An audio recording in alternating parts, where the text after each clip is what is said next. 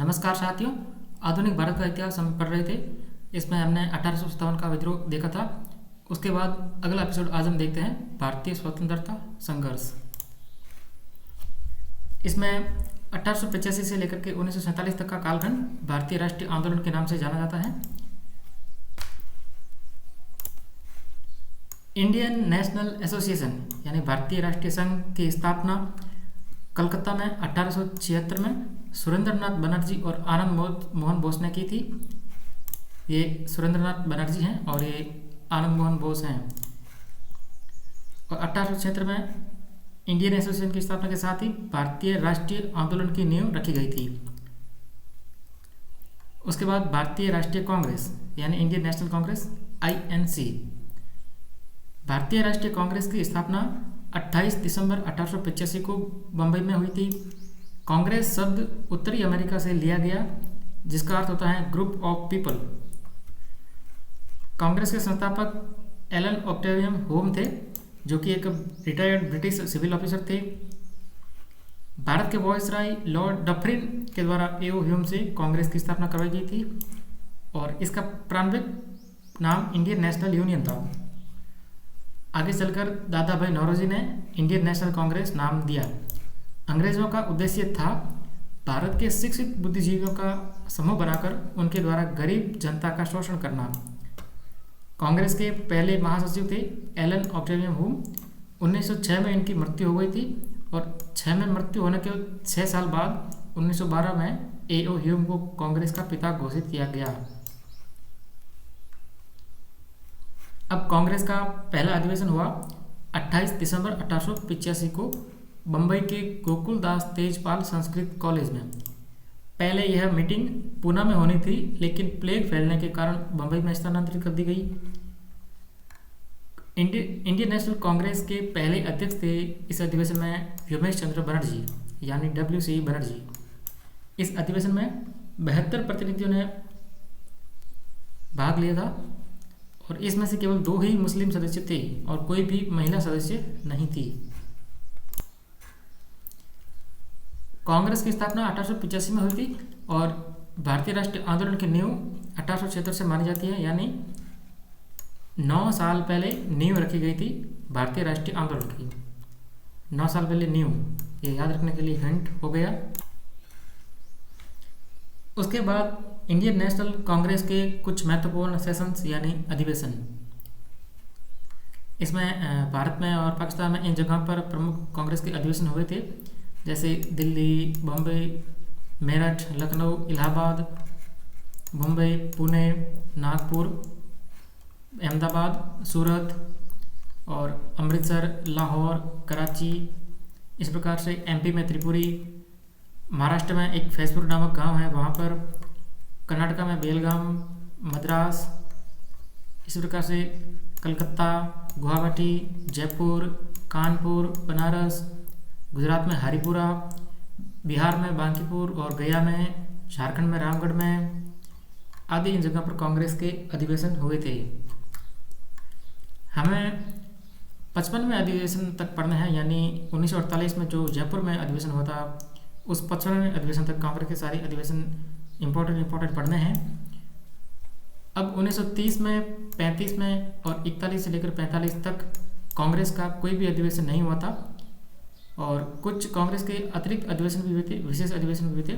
जैसे 1918 में रेगुलर अधिवेशन के अलावा एक विशेष अधिवेशन होता, 1920 में एक अतिरिक्त विशेष अधिवेशन होता, इसी प्रकार से 1923 में भी एक अतिरिक्त विशेष अधिवेशन होता। 1918 में रॉलेट एक्ट 1919 पर चर्चा करने के लिए और 1920 में असहयोग आंदोलन को स्वीकार करा गया था। अब 23वां कांग्रेस का अधिवेशन जो है 1907 और 8 में आयोजित हुआ था। 1907 में कांग्रेस का सूरत अधिवेशन हुआ, 1907 में सूरत अधिवेशन, और उस अधिवेशन में कांग्रेस का विभाजन हुआ। कांग्रेस नरम दल और गर्म दल में बट गई थी और उसके 9 साल बाद 1916 में लखनऊ समझौता हुआ। लखनऊ अधिवेशन में नरम दल और गर्म दल के बीच और इंडियन नेशनल कांग्रेस और मुस्लिम लीग के बीच भी ये समझौता हुआ था। आगे ये कांग्रेस के महत्वपूर्ण अधिवेशनों की लिस्ट है। लेकिन इसे हम उदारवादी युग, गांधीवादी युग आदि वगैरह के बाद में पढ़ेंगे। अब एक बार भारतीय राष्ट्रीय आंदोलन का घटनाक्रम समझते हैं। भारतीय राष्ट्रीय आंदोलन से संबंधित कुछ महत्वपूर्ण स्थल पहले देख लेते हैं, जैसे हरियाणा में अंबाला, यूपी में अलीगढ़, बरेली, काकोरी, झांसी, गोरखपुर, बिहार में मुजफ्फरपुर, एमपी में ग्वालियर, गुजरात में खेड़ा है, बारदोली, दांडी, दरसाना आदि। महाराष्ट्र में यह 17 राज्य था और यहाँ पर वर्धा है। बांग्लादेश में चटगांव पड़ता है। इसी प्रकार से तमिलनाडु में तिरुचिरापल्ली और वेदारण्यम। ये अभी इस भारतीय राष्ट्रीय आंदोलन के कालखंड से संबंधित कुछ महत्वपूर्ण स्थल हैं जिन्हें आगे हम देखेंगे। तो घटनाक्रम, सबसे पहले 1885 में कांग्रेस की स्थापना हुई थी।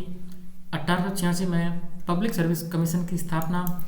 1892 में भारतीय परिषद अधिनियम, 1905 बंग भंग, 1906 मुस्लिम लीग की स्थापना, 1907 कांग्रेस का विभाजन सूरत अधिवेशन में, 1909 मॉर्ले मिंटो रिफॉर्म एक्ट या भारतीय परिषद अधिनियम, 1911 दिल्ली दरबार, 1912 हार्डिंग बम षड्यंत्र, 1914 से 18 first world war, 1915 Gandhi ji स्वदेश लौटे, 1916 होम रूल लीग और all India home rule league की स्थापना, 1916 में ही लखनऊ समझौता कांग्रेस और मुस्लिम लीग के बीच, 1917 मॉन्टेग्यू घोषणा, 1917 में ही चंपारण सत्याग्रह, 1918 अहमदाबाद मिल मजदूर आंदोलन, 1918 खेड़ा आंदोलन, 1919 रॉलेट एक्ट, 19 में ही जलियांवाला बाग हत्याकांड, 19 में ही खिलाफत आंदोलन, 1920 से 22 असहयोग आंदोलन, 1922 चौरी चौरा कांड, 1924 गांधी-दास समझौता, 1928 साइमन कमीशन, 1928 नेहरू रिपोर्ट, 28 में ही बारदोली सत्याग्रह सरदार वल्लभ भाई पटेल के नेतृत्व में, 1930 सविनय अवज्ञा आंदोलन, 1930 में ही फर्स्ट गोलमेज सम्मेलन, 1931 गांधी इरविन पैक्ट, 31 में ही भगत सिंह, राजगुरु और सुखदेव को फांसी, 1931 में ही दूसरा गोलमेज सम्मेलन, 1932 में सांप्रदायिक पंचाट।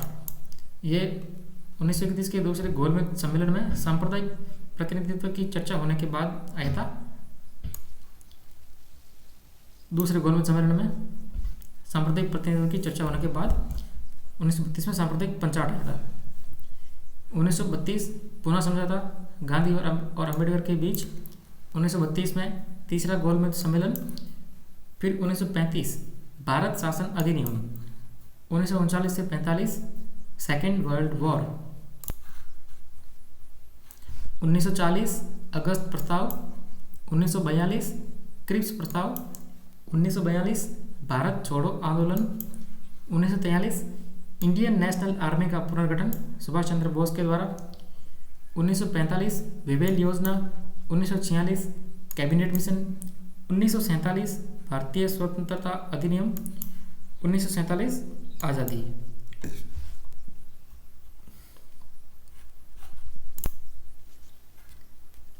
अब राष्ट्रीय आंदोलन को हम कुछ चरणों में पढ़ते हैं। पहला चरण उदारवादी युग 1885 कांग्रेस की स्थापना से लेकर के 1905 बंगाल विभाजन तक। फिर दूसरा चरण उग्र राष्ट्रवाद का युग 1905 से 1919 तक। और तीसरा चरण गांधीवादी युग 1919 से 1942 भारत छोड़ो आंदोलन तक। और गांधी के समकालीन में चौथा चरण क्रांतिकारी गतिविधियों का चरण, जिसमें पहला चरण 1905 से 19 तक, दूसरा चरण 1924 से 46 तक। फिर अंतिम चरण हम पढ़ते हैं स्वतंत्रता की ओर 1942 से लेकर 47 तक। तो आगे हम पढ़ेंगे उदारवादी युग। उदारवादी युग कांग्रेस की स्थापना 1885 से लेकर के बंगाल विभाजन 1905 तक। 1885 में कांग्रेस की स्थापना हो गई। अब इस उदारवादी काल में कांग्रेस पर उदारवादी या नरमपंथी नेताओं का प्रभाव रहा था। अंग्रेजों से सहयोग करना, निवेदन करके मांगे बनवाना, विद्रोह नहीं करना, ये उनके काम करने के तरीके थे। इस दल इस इन नेताओं में इम्पोर्टेंट नेता थे दादा भाई नौरोजी, फिरोज शाह मेहता, सुरेंद्रनाथ बनर्जी, महादेव गोविंद रानडे, तिनसा ई वाचा, योमेश चंद्र बनर्जी, गोपाल कृष्ण गोखले, मदन मोहन मालवीय आदि। अधिकतर कांग्रेस नेता शिक्षित मध्यम वर्गीय परिवारों से थे। उनमें कुछ कोई डॉक्टर था, कोई वकील था, कोई इंजीनियर था, कोई साहित्यकार था, कुछ लेखक शिक्षक आदि थे। अब उग्र राष्ट्रवादी नेता एक बाल गंगाधर तिलक ने उदारवादी नेताओं के काम करने के तरीकों को राजनीतिक भिक्षावृत्ति कहा, यानी कि पॉलिटिकल भी कहा उनके काम करने के तरीकों को। अब उदारवादी नेताओं के इन काम करने के तरीकों से उन्हें थोड़ी बहुत सफलता मिली भी। जैसे 1886 में सरकार ने पब्लिक सर्विस कमीशन की स्थापना की। 1892 में भारतीय परिषद अधिनियम पारित हुआ। इस अधिनियम के तहत भारत में पहली बार अप्रत्यक्ष निर्वाचन प्रणाली को अपनाया गया और भारतीय सदस्यों को पहली बार बजट पर बहस करने का अधिकार भी दिया गया। अब गोपाल कृष्ण गोखले के बारे में देखते हैं। महात्मा गांधी और मोहम्मद अली जिन्ना के ये राजनीतिक गुरु थे। गांधी और जिन्ना के राजनीतिक गुरु थे और इनके गुरु थे महादेव गोविंद रानडे। उनसे इन्होंने प्रेरणा लेकर के कांग्रेस में ये शामिल हुए थे। 1905 में इन्होंने भारत सेवक समाज या सर्वेंट्स ऑफ इंडियन सोसाइटी की स्थापना बॉम्बे में करी थी। 1908 में इन्होंने अपने गुरु के नाम पर रानडे इंस्टीट्यूट ऑफ इकोनॉमिक्स की स्थापना की। अब हम देखते हैं उग्र राष्ट्रवाद का युग 1905 से लेकर 1919 जलियांवाला बाग हत्याकांड तक। 1905 में बंगाल का विभाजन या बंग भंग। भारत के तत्कालीन वायसराय लॉर्ड कर्जन ने बंगाल के लोगों में बढ़ती राष्ट्रवाद की भावनाओं को कमजोर करने के लिए 20 जुलाई 1905 को बंगाल विभाजन की घोषणा की। उन्होंने हवाला दिया कि भाई बंगाल बहुत बड़ा रीजन में फैला हुआ है और इस विशालता के कारण प्रशासन चलाने में दिक्कतें हो रही है। 20 जुलाई 1905 को इन्होंने घोषणा कर दी और 16 अक्टूबर को 1905 को ये बंगाल विभाजन लागू हो गया था और 16 अक्टूबर को उस दिन पूरे बंगाल में शोक दिवस के रूप में मनाया गया और रविंद्रनाथ टैगोर के आह्वान पर इस दिन को राखी दिवस के रूप में भी सेलिब्रेट किया गया, यानी एकता के प्रतीक के रूप में लोगों ने एक दूसरे को राखियाँ बांधी थी। अब रविंद्रनाथ टैगोर ने बंग भंग के विरोध में ही प्रसिद्ध गीत लिखा था अमर सोनार बांग्ला, जो वर्तमान में बांग्लादेश का राष्ट्रगान है।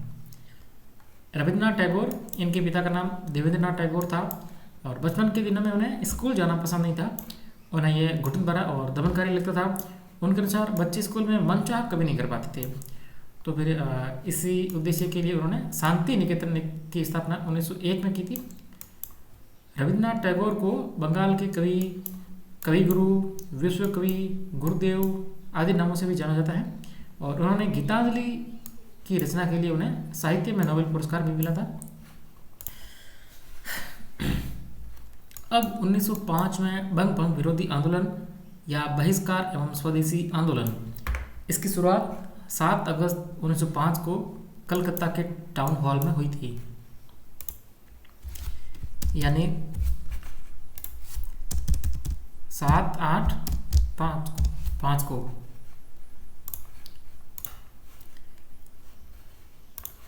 इस आंदोलन के दो प्रमुख नेता थे सुरेंद्रनाथ बनर्जी और आनंद मोहन बोस, जिन्होंने इंडियन नेशनल एसोसिएशन की स्थापना भी करी थी। अब यह आंदोलन देखते ही देखते पूरे देश में फैल गया और इसके नेतृत्व करता अलग अलग स्थानों पर अलग अलग लोगों ने इसका नेतृत्व करा था। बम्बई में बाल गंगाधर तिलक ने, पंजाब में लाला लाजपत राय और अजीत सिंह ने, और दिल्ली में सैयद हैदर खान ने, उत्तर प्रदेश में सच्चिदानंद, जयपाल और गंगाराम ने इसका नेतृत्व किया था। और इसी बंग भंग आंदोलन के दौरान ही लाल बाल पाल की तिकड़ी फेमस हुई थी, जो उग्र राष्ट्रवादी थे। लाल से लाला लाजपत राय पंजाब से थे, बाल से बाल गंगाधर तिलक महाराष्ट्र में, पाल से विपिन चंद्र पाल बंगाल में। विपिन चंद्र पाल को ही भारत में क्रांतिकारी विचारों का जनक माना जाता है। अब बंग भंग का नतीजा ये हुआ कि भारतीय मुसलमानों में अंग्रेजों ने ये शक पैदा कर दिया कि यहाँ मुसलमान अल्पसंख्यक हैं, माइनॉरिटीज हैं और उन्हें किसी भी लोकतांत्रिक संरचना में हमेशा गौण भूमिका ही निभानी पड़ेगी। तो फिर इस कारण से 1906 में मुस्लिम लीग की स्थापना हुई अलग से और 1 अक्टूबर 1906 को आगा खान के नेतृत्व में एक 36 मुसलमानों का एक शिष्टमंडल उस समय के वायसराय लॉर्ड मिंटो सेकंड से मिलने गया और 1906 के लगभग अंत में यानी 30 दिसंबर 1906 को ढाका में नवाब सलीमुल्लाह खान के द्वारा ऑल इंडिया मुस्लिम लीग की स्थापना कर दी गई। तो यहाँ पर याद रखने के लिए मुस्लिम लीग, तो मुसलिम सलीमुल्लाह मुसलिम ऐसे याद रखते हैं इन अक्षरों से। और इस ऑल इंडिया मुस्लिम लीग का मुख्यालय बनाया गया लखनऊ को और स्थायी अध्यक्ष बनाया गया आगा खान को। अब 1906 में फिर कांग्रेस का कलकत्ता अधिवेशन हुआ। अब चूंकि 1906 में ढाका में ही मुस्लिम लीग की स्थापना, इसलिए 1906 में ढाका के पास यानी कलकत्ता में ही कांग्रेस का अधिवेशन हुआ, ऐसे याद रख सकते हैं। और उस अधिवेशन में नरमपति और गर्मपति दोनों के बीच में मतभेद उभरे थे और फिर अध्यक्ष बनाया गया दादा भाई नौरोजी को और इस आंदोलन में उन्होंने स्वराज का नारा दिया था। फिर अगले साल के कांग्रेस के 1907 सूरत अधिवेशन में कांग्रेस का विभाजन हो गया और फिर आखिरकार उस अधिवेशन को स्थगित भी करना पड़ा। उसके अध्यक्ष थे रास बिहारी घोष। कांग्रेस का विभाजन हो गया नरम दल और गर्म दल में, यानी मध्य मार्गी और आमूल परिवर्तनवादी, मॉडरेट एंड एक्सट्रीमिस्ट में। अब उसके बाद मुस्लिम लीग ने भारतीय मुसलमानों के लिए प्रत्यक्ष निर्वाचन मंडल की मांग अंग्रेजों से की थी और इस मांग को अंग्रेजों ने स्वीकार कर लिया। अंग्रेज बांटना ही चाहते थे, फूट डालो और राज करो। तो फिर 1909 में मॉर्ले मिंटो रिफॉर्म एक्ट या मॉर्ले मिंटो सुधार अधिनियम, भारतीय परिषद अधिनियम आया और इस अधिनियम के तहत भारतीय मुसलमानों को प्रत्यक्ष निर्वाचन मंडल दिया गया। उसके बाद 1911 में दिल्ली दरबार लगा। कुल दिल्ली दरबार 4 लगे थे, उनमें से एक था 1911 वाला दिल्ली दरबार। अब हिंट के तौर पर जैसे 1911 में दिल्ली भारत की राजधानी घोषित हुई थी, तो ऐसे याद रख सकते हैं कि 1911 में दिल्ली दरबार लगा था। 1911 में ब्रिटिश के किंग जॉर्ज पंचम और क्वीन मैरी भारत की राजकीय यात्रा पर आए थे और उस समय भारत का वायसराय था लॉर्ड हार्डिंग सेकंड। तो इसको भी याद रखा जा सकता है क्योंकि 1912 में हार्डिंग बम षड्यंत्र केस हुआ था दिल्ली में। तो 1912 में हार्डिंग था वायसराय, तो 1911 में भी वही था। अब इस दिल्ली दरबार में 2 घोषणाएं हुई। एक तो दिल्ली को भारत की नई राजधानी बनाया गया और बंगाल के विभाजन को रद्द कर दिया गया। अब अगले साल 1 अप्रैल 1912 को दिल्ली भारत की राजधानी बन गई। अब ये ब्रिटिश किंग जॉर्ज पंचम और क्वीन मैरी भारत की राजकीय यात्रा पर आए थे, तो उनके स्वागत में मुंबई के गेटवे ऑफ इंडिया का निर्माण करा गया। उसमें कुछ साल लगे थे निर्माण होने में। उसके बाद 1912 में हार्डिंग बम षड्यंत्र केस, दिल्ली में लॉर्ड हार्डिंग सेकंड पर रास बिहारी बोस ने बम फेंका था और 13 लोगों को गिरफ्तार किया गया था। उनमें से 3 लोगों को फांसी दी गई थी, मास्टर अमीरचंद, बाल मुकुंद और अवध बिहारी लाल को। अब उसके बाद 1914 से 18 तक आ गया प्रथम विश्व युद्ध और इसी बीच 9 जनवरी 1915 को गांधी जी दक्षिण अफ्रीका से स्वदेश लौटे थे। उसके बाद 1916 में हम देखते हैं होम रूल लीग की स्थापना। होम रूल लीग आंदोलन, 2 होम रूल लीग की स्थापना हुई थी। एक बाल गंगाधर तिलक ने 28 अप्रैल 1916 को महाराष्ट्र के पुणे में करी थी होम रूल लीग की स्थापना और एक एन विसेंट ने 3 सितंबर 1916 को all India home rule league की स्थापना की। उसके बाद 1916 में कांग्रेस का फिर से लखनऊ में अधिवेशन हुआ था और उसमें हुआ था लखनऊ समझौता। लखनऊ समझौता इंडियन नेशनल कांग्रेस और मुस्लिम लीग के बीच हुआ था और नरम दल और गर्म दल ये दोनों भी एक हुए थे कांग्रेस के लखनऊ अधिवेशन में और अध्यक्षता उस अधिवेशन की करी थी अंबिका चरण मजूमदार ने।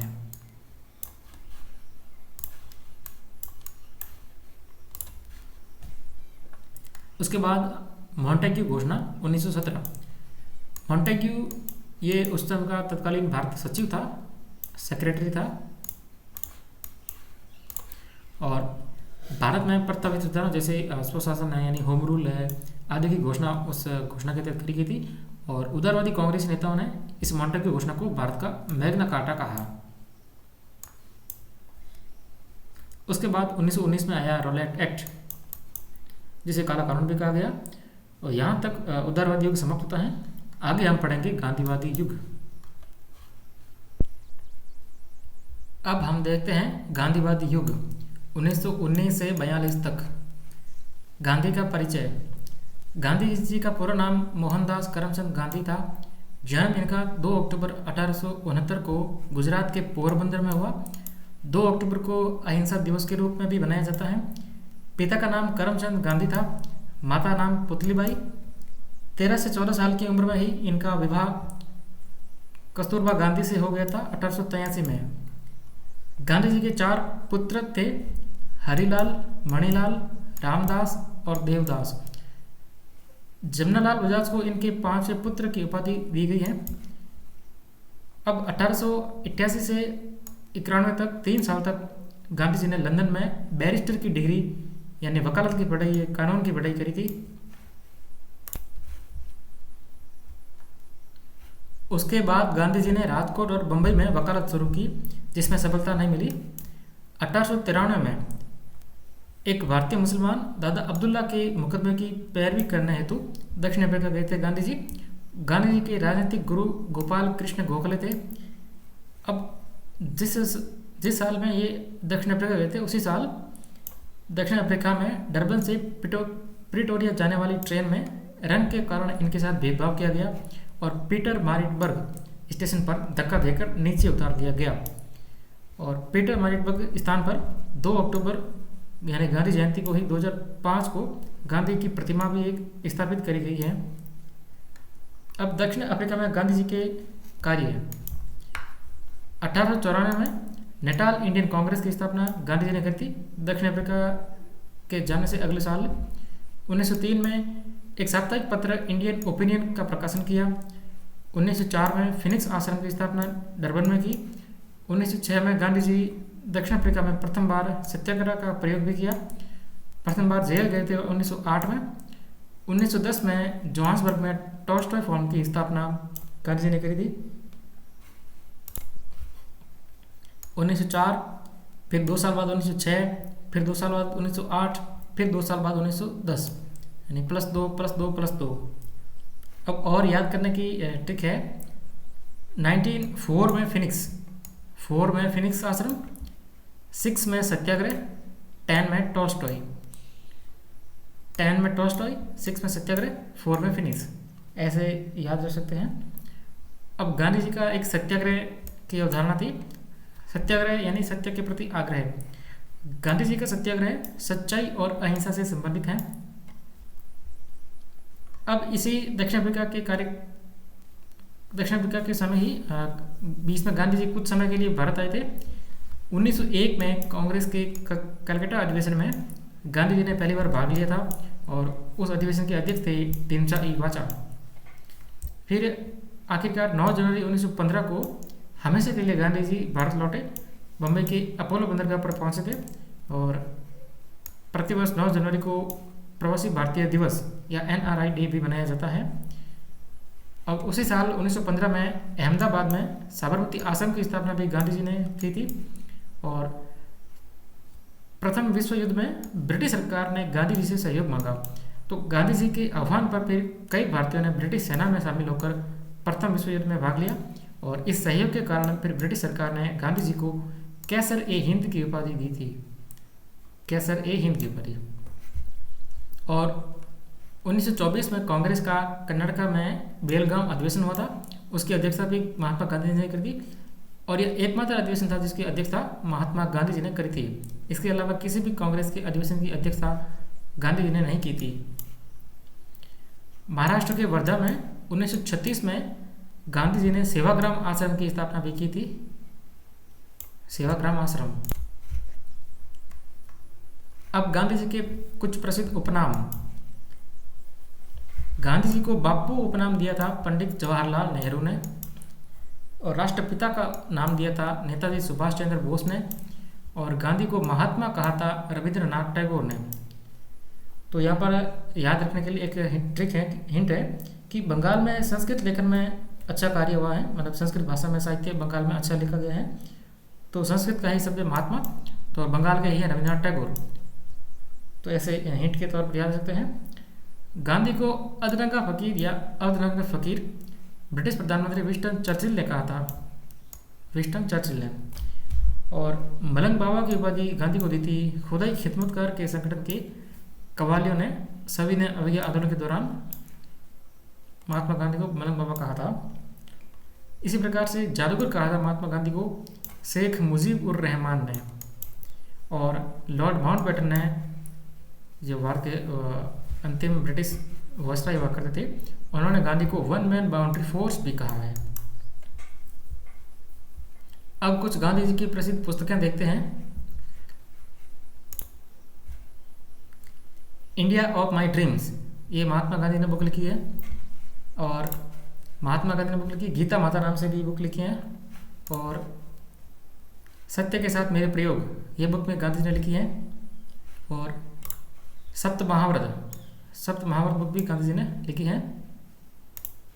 हिंद स्वराज पुस्तक भी लिखी है। और सुनो विद्यार्थियों, ये कुछ पुस्तकें गांधी जी ने लिखी हैं। तो India of my dreams, Gita Mata, सत्य के साथ मेरे प्रयोग, जो इनकी आत्मकथा भी है, यानी माई एक्सपेरिमेंट्स विद ट्रूथ, सप्त महाव्रत, हिंद स्वराज और सुनो विद्यार्थियों। इनके अलावा गांधी ने कुछ प्रसिद्ध अखबार भी निकाले हैं। जैसे 1896 में राजकोट से प्रकाशित हुआ इनका द ग्रीन पैम्पलेट, ये है द ग्रीन पैम्पलेट अखबार महात्मा गांधी जी का। और साउथ अफ्रीका में 1903 में गांधी जी ने इंडियन ओपिनियन साप्ताहिक अखबार निकाला था। और फिर भारत में 1919 में यंग इंडिया निकाला था। 1933 में गांधी ने हरिजन पत्रिका का प्रकाशन किया था और नवजीवन अखबार भी निकाला था। तो ये इनके कुछ अखबार हैं, जैसे इंडियन ओपिनियन है, यंग इंडिया है, हरिजन है, ये है नवजीवन है, और ये इनका यंग इंडिया अखबार का भी है।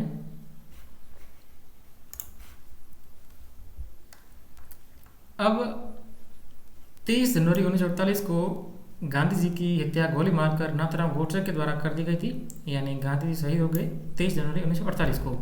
इस कारण 23 जनवरी को प्रतिवर्ष शहीद दिवस के रूप में भी मनाया जाता है।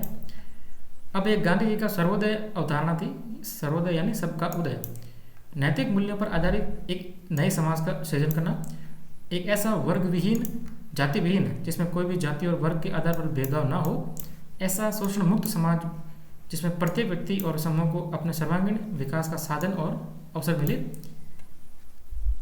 ऐसे समाज की कल्पना महात्मा गांधी जी ने करी थी। और गांधीवादी विचारधारा का सार तत्व है अध्यात्मवाद। उन्होंने समाज के आध्यात्मिक उत्थान की बात की है। और गांधी जी सत्य और अहिंसा के पुजारी थे और उन्होंने श्रम की गरिमा और स्वावलंबन का समर्थन किया। ग्राम पंचायत की अवधारणा के भी ये समर्थक थे और इन्होंने मद्य निषेध का भी समर्थन किया था, यानी कि मद्यपान का निषेध होना चाहिए, बैन होना चाहिए। अब गांधी के कुछ कथन देखते हैं। गांधी का कथन है कि धरती सभी के लालच के लिए नहीं बल्कि सभी की आवश्यकताओं की पूर्ति के लिए पर्याप्त साधन उपलब्ध कराती है, यानी कि ये धरती के साधन लालच के लिए नहीं बल्कि आवश्यकताओं की पूर्ति के लिए हैं। ये महात्मा गांधी का कथन है।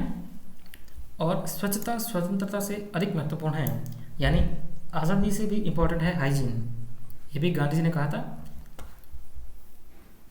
अब इसके बाद हम गांधी जी के कुछ शुरुआती आंदोलन देखते हैं। 1917 में गांधी ने चंपारण सत्याग्रह करा, 1918 में अहमदाबाद मिल मजदूर आंदोलन और 1918 का ही गुजरात में खेड़ा आंदोलन।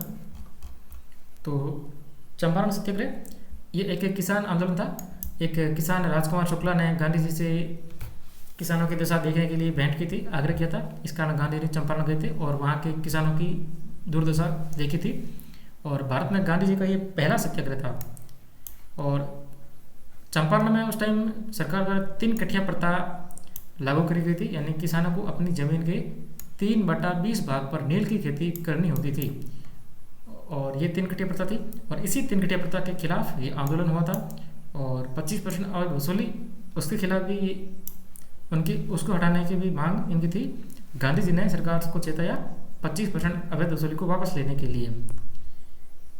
इसी चंपारण सत्याग्रह के आंदोलन के दौरान ही रविंद्रनाथ टैगोर ने गांधी जी को महात्मा की उपाधि दी थी। उसके बाद 1918 का अहमदाबाद मिल मजदूर आंदोलन। अहमदाबाद में प्लेग महामारी फैली थी और उस टाइम जो मिल के मजदूरों ने प्लेग महामारी के कारण सैलरी के साथ 35% बोनस की मांग की थी।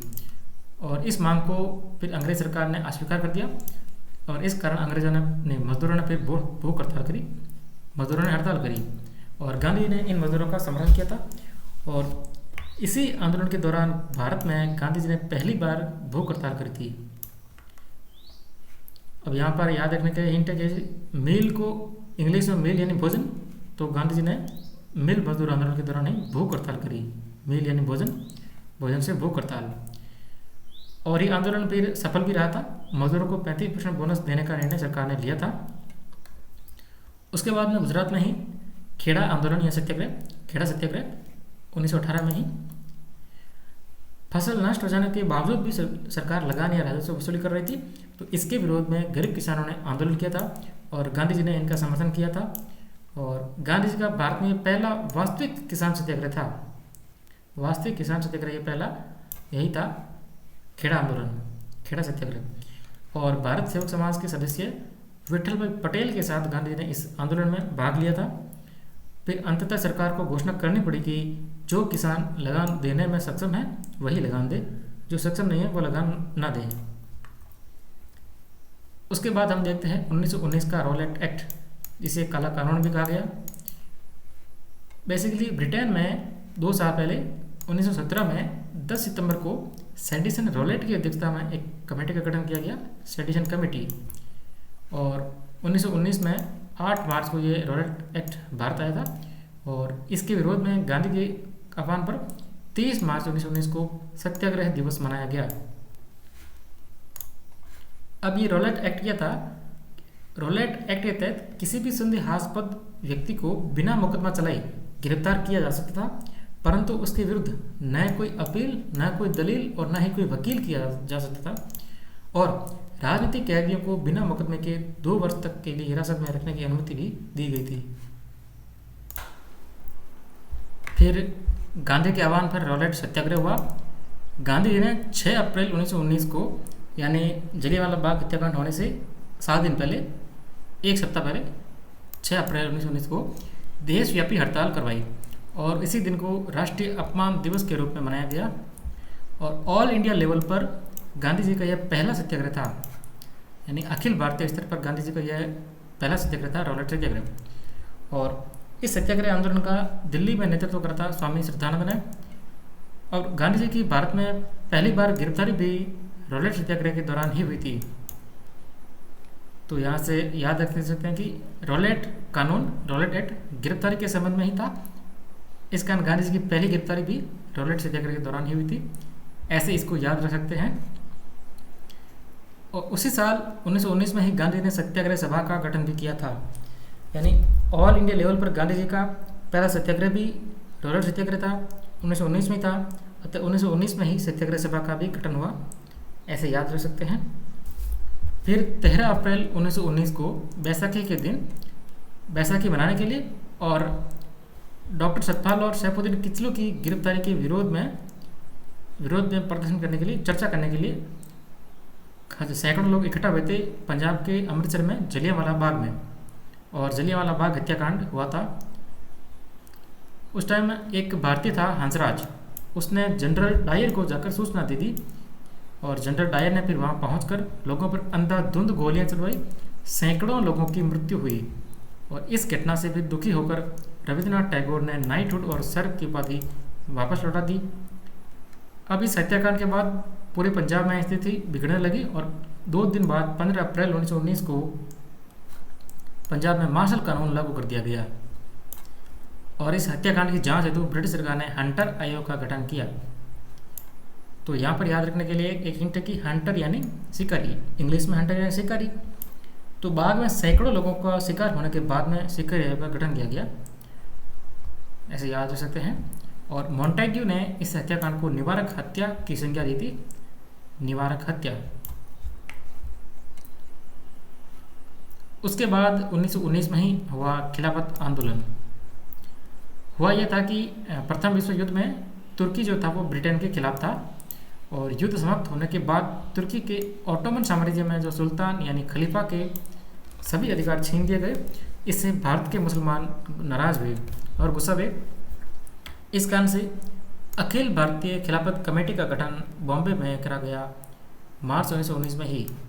मार्च में ही रॉलेट एक्ट आया था और मार्च में ही अखिल भारतीय खिलाफत कमेटी का गठन किया गया।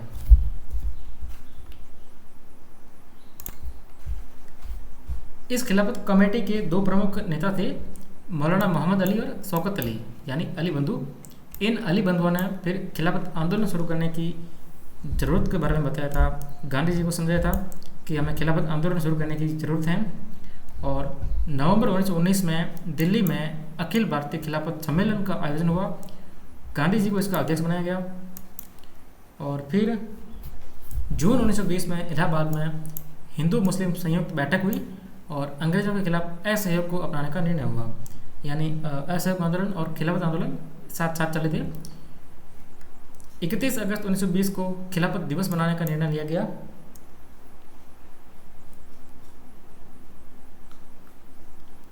अब 1920 में एक कांग्रेस का इम्पोर्टेंट फिर सेशन हुआ, जो विशेष अधिवेशन था कांग्रेस का कलकत्ता अधिवेशन। इसमें अध्यक्ष लाला लाजपत राय ने असहयोग आंदोलन को स्वीकार करा। और फिर दिसंबर 1920 में ही कांग्रेस का जो रेगुलर अधिवेशन होना था वो हुआ नागपुर में, कांग्रेस का नागपुर अधिवेशन। और असहयोग आंदोलन का प्रस्ताव पारित कर दिया गया। अब 1924 में कमाल पाशा के नेतृत्व में तुर्की में नई सरकार बन गई थी। इस कारण से खिलाफत आंदोलन समाप्त हो गया और खलीफा के पद का अंत कर दिया गया था कमाल पाशा के नेतृत्व में नई सरकार बनने के बाद में। इसके बाद आगे हम पढ़ते हैं असहयोग आंदोलन 1920 से 22। अब अ, स, तो इन अक्षरों से याद रख सकते हैं कि ये अगस्त में स्टार्ट हुआ था। अगस्त 1920 में ये आंदोलन शुरुआत हुई थी। अगस्त महीने की पहली तारीख को असहयोग आंदोलन शुरू हुआ और अंतिम तारीख को खिलाफत दिवस मनाने का निर्णय हुआ। खिलाफत आंदोलन और असहयोग आंदोलन दोनों साथ साथ चल रहे थे। तो अगस्त की पहली तारीख को असहयोग आंदोलन शुरुआत हुआ और अंतिम तारीख को खिलाफत दिवस मनाने का निर्णय हुआ। अब चूँकि असहयोग यानी कि non cooperation movement, British system के साथ ही कोऑपरेट नहीं करना, ये असहयोग आंदोलन था। पूरे सिस्टम के साथ ही कोऑपरेट नहीं किया गया, इस कारण ये सबसे बड़ा आंदोलन था। कई स्टूडेंट्स ने स्कूल कॉलेज छोड़ दिए थे, कई बड़े वकीलों ने वकालत छोड़ दी, पूरे विधानमंडलों का बहिष्कार किया गया, विदेशी कपड़ों की होली जलाई गई, गांधी ने केसर हिंद की उपाधि वापस लौटा दी। यानी इस तरह से पूरे अंग्रेजी सिस्टम का ही नॉन कोऑपरेशन किया गया और इस कारण से ये भारत का सबसे बड़ा आंदोलन था। जिस दिन ये आंदोलन शुरू हुआ 1 अगस्त को, उसी दिन लोकमान्य बाल गंगाधर तिलक जी की मृत्यु हो गई। फिर आंदोलन के खर्च के लिए तिलक स्वराज फंड की स्थापना हुई, जिसमें मात्र 6 महीने के भीतर ही 1 करोड़ रुपए से भी अधिक का धन जमा कर लिया गया था। इस असहयोग आंदोलन की प्रथम गिरफ्तारी हुई थी मौलाना मोहम्मद अली की, जो खिलाफत आंदोलन के नेता थे। यानी असहयोग और खिलाफत आंदोलन साथ साथ ही चल रहे थे। अब 1921 में 17 नवंबर को वेल्स के राजकुमार का भारत आगमन हुआ और उनका पुरजोर विरोध किया गया और सार्वजनिक हड़ताल बुलाई गई। यानी 20 में आंदोलन शुरू हुआ, 21 में वेल्स के राजकुमार का भारत आगमन का विरोध हुआ और 22 में ये असहयोग आंदोलन खत्म हो गया। 20 में शुरू, 21 में इनका विरोध और 22 में खत्म। 1922 में हुआ चौरी चौरा कांड। यूपी के गोरखपुर में 1922 में 5 फरवरी 1922 को भगवान अहीर के नेतृत्व में लोग शांतिपूर्ण जुलूस निकाल रहे थे, जिन पर पुलिस ने गोली चला दी और भगवान अहीर को बुरी तरह घायल कर दिया।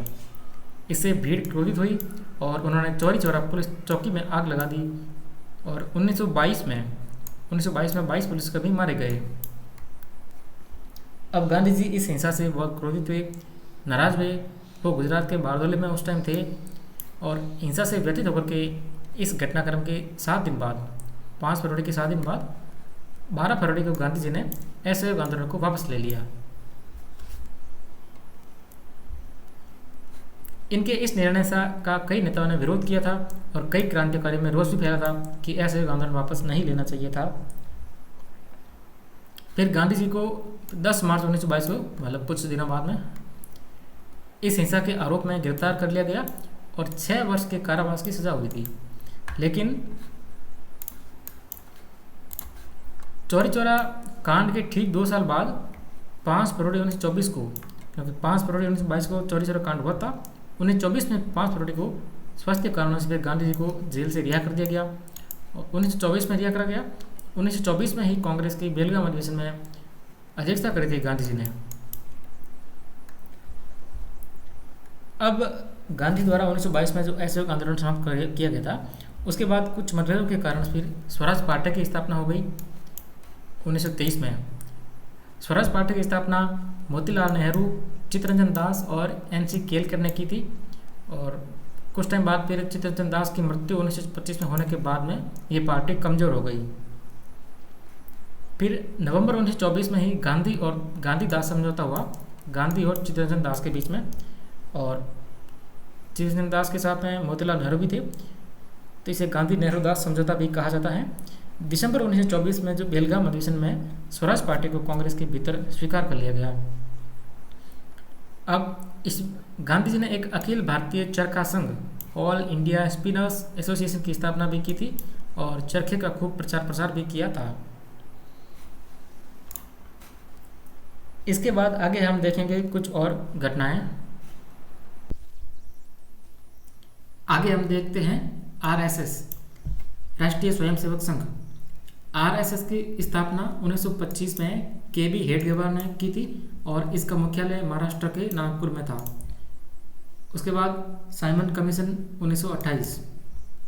8 नवंबर 1927 को ब्रिटेन में साइमन कमीशन का गठन किया गया, जिसमें 7 सदस्य थे और इसके अध्यक्ष थे जॉन साइमन।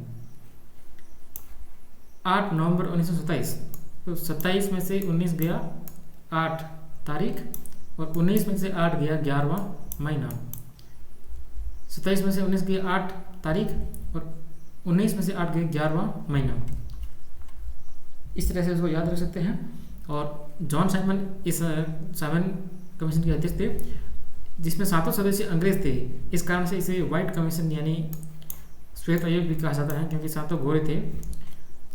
उसमें भारत का वायसराय लॉर्ड इरविन था। और दिसंबर 1927 में साइमन कमीशन जिस साल आया था उससे पिछले साल दिसंबर में कांग्रेस का मद्रास अधिवेशन हुआ था। मद्रास अधिवेशन के अध्यक्ष थे MA अंसारी। और इस अधिवेशन में साइमन कमीशन के पूर्ण बहिष्कार का निर्णय लिया गया, क्योंकि इसमें कोई भी भारतीय सदस्य नहीं था। अब साइमन कमीशन के भारी विरोध के बावजूद भी भारत में doctor Bhimrao Ambedkar, unionist party और मोहम्मद शफी ग्रुप ने साइमन कमीशन का समर्थन किया था। अब क्योंकि डॉक्टर भीमराव अंबेडकर कैसे भी करके संविधान बनाना चाहते थे देश का, इस कारण से उन्होंने साइमन कमीशन का समर्थन किया था।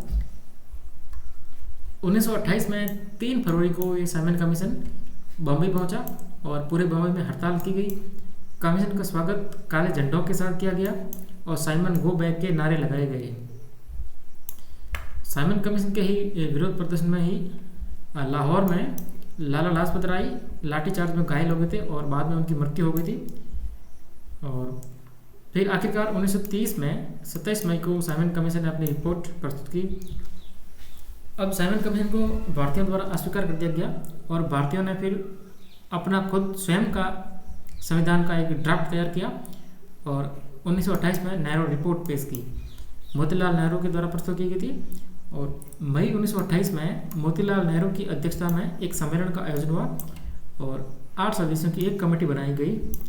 इसी कमेटी ने 28/8/28 को नेहरू रिपोर्ट पेश की, जो भारत के संविधान का प्रारूप था, ड्राफ्ट था। इस रिपोर्ट की रूपरेखा मोतीलाल नेहरू ने तैयार की थी। अब सभी राजनीतिक पार्टियों के प्रमुखों ने इस रिपोर्ट पर हस्ताक्षर किए, लेकिन मोहम्मद अली जिन्ना ने इस पर हस्ताक्षर नहीं किए, क्योंकि इस रिपोर्ट में भारतीय मुसलमानों के लिए पृथक निर्वाचन मंडल का उल्लेख नहीं किया गया था। और इस कारण से फिर मोहम्मद अली जिन्ना ने अलग से अपने 14 मांगे रखी जिन्ना फार्मूला के द्वारा। 1928 में जिन्ना फार्मूला प्रस्तुत किया गया। मोहम्मद अली जिन्ना ने अपनी 14 मांगे रखी। हम पढ़ते हैं एक इसी बीच communist party of India CPI की स्थापना 1920 में उज्बेकिस्तान के ताशकंद में हुई थी MN रॉय और अबानी मुखर्जी के द्वारा। फिर बाद में 5 साल बाद 1925 में कानपुर में भारत में आधिकारिक रूप से इसकी स्थापना हुई थी MN रॉय और अन्य लोगों के द्वारा। ये कम्युनिस्ट पार्टी ऑफ इंडिया का प्रतीक चिन्ह है। उसके बाद 1928 की ही हम एक महत्वपूर्ण घटना देखते हैं, बारदौली सत्याग्रह, जो एक किसान आंदोलन था और बारदौली गुजरात में है। इस सत्याग्रह का नेतृत्व किया था वल्लभ भाई पटेल ने। और इस बारदौली सत्याग्रह के परिणाम स्वरूप किसानों पर लगाई गई 30% टैक्स भार को घटा करके 6.3% टैक्स कर दिया गया। और इस आंदोलन की सफलता के उपलक्ष्य में बारदोली की महिलाओं ने वल्लभ भाई पटेल को सरदार की उपाधि दी थी। यहाँ पर अब एक इम्पॉर्टेंट चीज़ है, 26 जनवरी 1930 को कांग्रेस ने पहली बार स्वाधीनता दिवस मनाया। भारत के गणतंत्र होने के एकदम 20 साल पहले। अब 26 जनवरी 1930 को स्वाधीनता दिवस पहली बार मनाया। उससे पिछले साल 1929 में कांग्रेस का लाहौर में अधिवेशन हुआ था और पंडित जवाहरलाल नेहरू उस अधिवेशन के अध्यक्ष थे। ये लाहौर अधिवेशन है कांग्रेस का। पंडित जवाहरलाल नेहरू ने इस अधिवेशन में पहली बार अध्यक्षता करी थी कांग्रेस के किसी भी अधिवेशन में। और इसमें भारतीय राष्ट्रीय आंदोलन का लक्ष्य पूर्ण स्वराज को निर्धारित किया गया। पूर्ण स्वराज को निर्धारित किया गया और अगले ही साल जनवरी में स्वाधीनता दिवस मनाया गया था। तो स्वाधीनता दिवस से जस्ट पहले पूर्ण स्वराज का लक्ष्य निर्धारित किया गया था, भारतीय राष्ट्रीय आंदोलन का लक्ष्य, उससे जस्ट पहले वाले अधिवेशन में। अब 26 जनवरी के ठीक 5 दिन बाद 31 जनवरी 1930 को गांधी जी ने अपने अखबार यंग इंडिया के माध्यम से लॉर्ड इरविन और रैमसे मैकडोनाल्ड के समक्ष अपनी 11 सूत्री मांगे रखी, जिन्हें सरकार ने नहीं माना। और इसी का परिणाम था सविनय अवज्ञा आंदोलन 1930। गांधी जी ने सरोजिनी नायडू और 78 अनुयायियों के साथ 12 मार्च 1930 को साबरमती आश्रम से दांडी तक पैदल यात्रा की। और 390 किलोमीटर की पैदल यात्रा करने के बाद, यानी 241 मील पैदल चलने के बाद में वे 6 अप्रैल को गुजरात के नवसारी जिला के दांडी पहुंचे और नमक कानून को तोड़ा था। तो यहाँ पर 390 किलोमीटर की दूरी थी। 1 मील के अंदर लगभग 1.61 किलोमीटर होते हैं, तो 241 मील थे। अब उन्होंने दांडी मार्च किया था, तो मार्च महीना, ये हिंट हो गया कि 1930 के मार्च महीने में दांडी मार्च किया था। गांधी जी ने सरोजिनी नायडू को भारत कोकिला की उपाधि भी दी थी, यानी नाइटिंगेल ऑफ इंडिया। और इसी सविनय अवज्ञा आंदोलन के दौरान उत्तर पश्चिमी सीमांत प्रांत में खान अब्दुल गफ्फार खान ने भी सक्रिय भूमिका निभाई थी। और इन्हें सीमांत गांधी, सरहदी गांधी, फ्रंटियर गांधी और बादशाह खान के नाम से भी जाना जाता है। सविनय अवज्ञा आंदोलन के दौरान ही गुजरात में एक दर्शाना नमक गोदाम है, दर्शाना नमक गोदाम, वहाँ पर भी नमक सत्याग्रह और विरोध प्रदर्शन हुआ था। इस गोदाम पर जो नमक सत्याग्रह विरोध प्रदर्शन हुआ, उसकी पूरी घटना को एक अमेरिकी पत्रकार वेब मिलर ने कवर किया था। 1930 में ही इसी आंदोलन के दौरान दक्षिण भारत में एक गांधीवादी नेता थे सी राजगोपालाचारी। उन्होंने तमिलनाडु में तिरुचेनगोड आश्रम से तिरुचिरापल्ली के वेदारण्यम तक यात्रा की थी और वेदारण्यम में नमक कानून को तोड़ा था। अब साइमन कमीशन की रिपोर्ट पर चर्चा करने के लिए ब्रिटिश सरकार ने भारतीय राजनीतिक पार्टियों के प्रमुखों को लंदन बुलाने का निर्णय लिया। इस चर्चा के द्वारा ब्रिटिश भारत के लिए भावी संविधान तैयार किया जाना था। और इसी के परिणाम स्वरूप 3 राउंड टेबल कॉन्फ्रेंस यानी गोल मेज सम्मेलन हुए। पहला गोल मेज सम्मेलन 1930 में, दूसरा 1931 में, तीसरा 1932 में। एक हिंट के तौर पर तीनों ही राउंड टेबल कॉन्फ्रेंस सर्दियों में हुए थे, यानी कि अंतिम महीनों में, जैसे सितंबर, अक्टूबर, नवंबर, दिसंबर, जनवरी, इन महीनों में हुए थे। पहला 1930 में फर्स्ट गोल मेज सम्मेलन, पहला राउंड टेबल कॉन्फ्रेंस होती 12 नवंबर 1930 से 13 जनवरी 1931 तक लंदन के सेंट जेम्स पैलेस में होती। इस पहले गोल मेज सम्मेलन के समय भारत का वायसराय था लॉर्ड इरविन, दूसरे और तीसरे के टर्म में लॉर्ड विलिंगटन था। और ब्रिटेन का प्रधानमंत्री तीनों ही गोल मेज सम्मेलनों के टाइम रैमसे मैकडोनाल्ड था। तीनों गोल मेज सम्मेलनों के समय ही ब्रिटिश का प्रधानमंत्री रैमसे मैकडोनाल्ड था। और उस समय ब्रिटिश का किंग जॉर्ज पंचम था। अब कांग्रेस के किसी भी सदस्य ने इस पहले गोल मेज सम्मेलन में भाग नहीं लिया था और पूर्ण रूप से बाइकआउट किया था। इस कारण से यह सम्मेलन पूरी तरह से फेल हो गया था। एक नोट यहाँ पर यह है कि डॉक्टर भीमराव अंबेडकर ने तीनों ही गोल मेज सम्मेलन में भाग लिया था। अब पहला गोल मेज सम्मेलन विफल हो जाने के बाद में गांधी इरविन समझौता हुआ, जिसे दिल्ली समझौता भी कहा जाता है 1931 में। 5 मार्च 1931 को गांधी इरविन पैक्ट के तहत लिए गए निर्णय, गांधी जी सविनय अवज्ञा आंदोलन को स्थगित करेंगे, पोस्टपोन करेंगे, ये निर्णय हुआ। और गांधी कांग्रेस दूसरे गोलमेज सम्मेलन में भाग लेगी। और गांधी जी की मांग थी कि नमक कर हटाना, कानूनी तौर पर नमक के उत्पादन, व्यापार और बिक्री करने की अनुमति देना, बिना मुकदमे के गिरफ्तार किए गए सभी राजनीतिक कैदियों को रिहा करना, ये इन सभी निर्णयों पर सहमति हुई थी। और उस समय भगत सिंह, राजगुरु और सुखदेव पर भगत सिंह ट्रायल चल रहा था, यानी भगत सिंह मुकदमा चल रहा था, लाहौर षड्यंत्र केस चल रहा था। तीनों ही क्रांतिकारियों पर पुलिस अफसर सैंडर्स की हत्या का आरोप था और उसकी गवाही दी थी एक क्रांतिकारी जगोपाल ने दी थी। और अगर गांधी जी इनको अगर लॉर्ड इरविन से रिहा करने की मांग करते तो सरकार द्वारा गांधी जी को और पूरी कांग्रेस को ही उग्रवादी करार दिया जाता। इस कारण से उन्होंने बिना मुकदमे के गिरफ्तार किए गए सभी राजनीतिक कैदियों को ही रिहा करने का निवेदन किया था। 1931 के कांग्रेस के कराची अधिवेशन में गांधी इरविन पैक्ट को स्वीकार कर लिया गया और उस अधिवेशन की अध्यक्षता सरदार वल्लभ भाई पटेल ने की थी। अब जो कि कराची भारत के गुजरात राज्य की सबसे ज़्यादा नज़दीक पड़ता है, तो गुजरात के नेता सरदार वल्लभ भाई पटेल ने ही इसकी अध्यक्षता की थी, ऐसे हम याद रख सकते हैं। और 1931 में जो इरविन पैक्ट हुआ उसे को स्वीकार भी किया गया था और गांधी जी को ही दूसरे गोलमेज सम्मेलन में भाग लेने के लिए कांग्रेस के प्रतिनिधि के रूप में चुना गया था।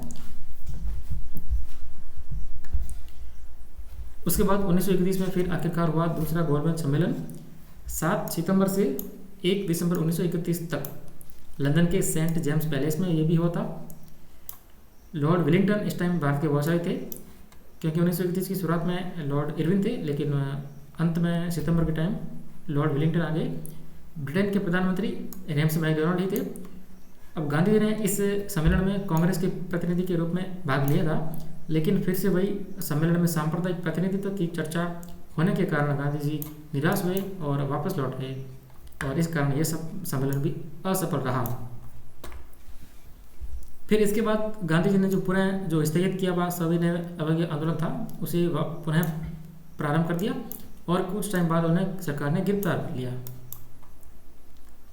अब सांप्रदायिक प्रतिनिधित्व की चर्चा 1931 के गोलमेज सम्मेलन होती और 1932 में फिर सांप्रदायिक पंचाट यानी कम्युनल अवार्ड भेज दिया सरकार ने। 1932 में कम्युनल अवार्ड सांप्रदायिक पंचाट। सांप्रदायिक पंचाट यह था कि इसके तहत दलितों के लिए अलग से एक निर्वाचक मंडल को स्वीकार किया गया और इस कारण से फिर जेल में कैद गांधी जी बेहद नाराज हुए और इसलिए 20 सितंबर 1932 को गांधी जी डॉक्टर भीमराव अंबेडकर के खिलाफ आमरण अनशन पर बैठ गए। तो फिर इन 3 नेताओं ने अंबेडकर को बनाया। पंडित मदन मोहन मालवीय, राजेंद्र प्रसाद और श्री राजगोपालाचारी के प्रयासों से फिर अंबेडकर आखिरकार समझौता करने के लिए तैयार हुए और उसके आमरण अनशन करने के 5 दिन बाद 25 सितंबर 1932 को पूना समझौता हुआ था। पूना की यरबदा जेल में हुआ था, गांधी जी और अंबेडकर के बीच हुआ था और इसमें अंबेडकर आखिरकार मान गए थे दलितों के लिए प्रत्यक्ष निर्वाचन मंडल को वापस ले लिएगा और संयुक्त निर्वाचन प्रणाली को ही मंडल की पद्धति को ही स्वीकार करने के लिए अंबेडकर राजी हो गए। फिर 1932 में तीसरा गोलमेज सम्मेलन हुआ 17 नवंबर 1924 17 नवंबर से 24 दिसंबर 1932 में लंदन में हुआ और लॉर्ड विलिंगटन इस टाइम भी वायसराय थे। रैमसे मैकडोनाल्ड उस टाइम भी ब्रिटिश पीएम थे। कांग्रेस ने इस सम्मेलन में भी भाग नहीं लिया और बॉयकॉट किया और इस कारण से यह सम्मेलन भी विफल रहा। इस प्रकार 1930, 31 और 32 में 3 राउंड टेबल कॉन्फ्रेंस हुई थी। उनके आगे की घटनाएं हम देखेंगे इसके आगे। 1930, 31 और 32 के तीनों गोलमेज सम्मेलनों के बाद में आया भारत शासन अधिनियम 1935, गवर्नमेंट ऑफ इंडिया एक्ट 1935। इसके तहत 1937 में प्रांतीय निर्वाचन यानी चुनाव हुए और 11 प्रांतों में से 7 प्रांतों में कांग्रेस की सरकार बनी। फिर उसके 2 साल बाद 1939 में सेकेंड वर्ल्ड वॉर शुरू हो गया 7 प्रांतों में कांग्रेस की सरकारें थी और कांग्रेस मंत्रिपरिषद के सदस्यों से पूछे बिना ही ब्रिटिश सरकार ने भारत को युद्ध में शामिल कर लिया था।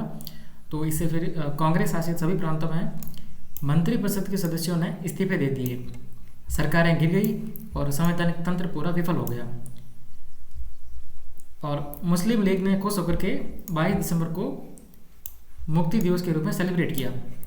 भी कांग्रेस की सभी सरकारें गिर गई थी, इसलिए मुस्लिम लीग ने खुश होकर के 22 दिसंबर को मुक्ति दिवस के रूप में सेलिब्रेट किया। अब उसके बाद में 1940 में सरकार ने भेजा अगस्त प्रस्ताव, और इस प्रस्ताव को भी अस्वीकार किया गया और गांधी जी ने इसके विरोध में 1940 में व्यक्तिगत सत्याग्रह की घोषणा की। और व्यक्तिगत सत्याग्रह करने वाले पहले सत्याग्रही थे आचार्य विनोबा भावे और दूसरे सत्याग्रही थे पंडित जवाहरलाल नेहरू। उसके 2 साल बाद फिर 1942 में आया क्रिप्स प्रस्ताव। क्रिप्स प्रस्ताव को भी अस्वीकार कर दिया गया और इसके विरोध में 8 अगस्त 1942 को भारत छोड़ो आंदोलन का प्रस्ताव स्वीकार किया गया और गांधी जी ने नारा दिया, करो या मरो। अब भारत छोड़ो आंदोलन 1942, जिसे अगस्त क्रांति भी कहा जाता है, महाराष्ट्र के वर्धा में 1942 में ही कांग्रेस ने भारत छोड़ो आंदोलन का प्रस्ताव पारित किया था। और फिर बम्बई में 7 अगस्त को 1942 को बम्बई में कांग्रेस की बैठक हुई, बम्बई के ऐतिहासिक ग्वालियर टैंक मैदान में, जिसे अगस्त क्रांति मैदान भी कहा जाता है। और उस मीटिंग की अध्यक्षता करी थी अबुल कलाम आज़ाद ने। 8 अगस्त 1942 को भारत छोड़ो आंदोलन का प्रस्ताव स्वीकार कर लिया गया और 9 अगस्त 1942 को भारत छोड़ो आंदोलन प्रारंभ हो गया। यानी गांधी जी ने बम्बई से भारत छोड़ो आंदोलन 9 अगस्त 1942 को प्रारंभ किया। तो 7 अगस्त को मीटिंग हुई, 8 अगस्त को प्रस्ताव स्वीकार किया गया और 9 अगस्त को आंदोलन शुरू हुआ। और इस आंदोलन के दौरान फिर गांधी जी ने नारा दिया, करो या मरो, अंग्रेजों भारत छोड़ो। ये 2 नारे दिए गांधी जी ने। और इसी भारत छोड़ो आंदोलन के दौरान ग्वालियर टैंक मैदान में एक स्वतंत्रता सेनानी अरुणा आसफ अली ने भारतीय राष्ट्रीय कांग्रेस का ध्वज या भारत का राष्ट्रीय ध्वज फहराया था। और इस आंदोलन के शुरू होते ही गांधी जी सहित अन्य सभी बड़े नेताओं को गिरफ्तार कर लिया गया था। तो इस प्रकार भारत छोड़ो आंदोलन तक हम पूरे घटनाक्रम को गांधीवादी युग में पढ़ते हैं। अब हम कांग्रेस के अधिवेशन देखेंगे दोबारा।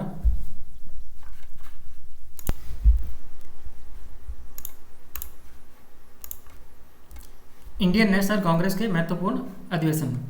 तो इन स्थानों पर कांग्रेस के अधिवेशन हुए महत्वपूर्ण: दिल्ली, मुंबई, लखनऊ, इलाहाबाद, मेरठ, अहमदाबाद, सूरत, पुणे, नागपुर, पुणे और महाराष्ट्र में फैजपुर जो एक गांव में था, और एमपी के त्रिपुरी में, और फिर पाकिस्तान के लाहौर और कराची में, पंजाब के अमृतसर में, यूपी के मेरठ में, और इसी मद्रास में, कर्नाटक के बेलगाम में, और यूपी के कानपुर और बनारस में, बिहार में गया और बांकीपुर में, झारखंड के रामगढ़ में और कोलकाता में, असम के गुवाहाटी में, गुजरात के हरिपुरा में और राजस्थान के जयपुर में।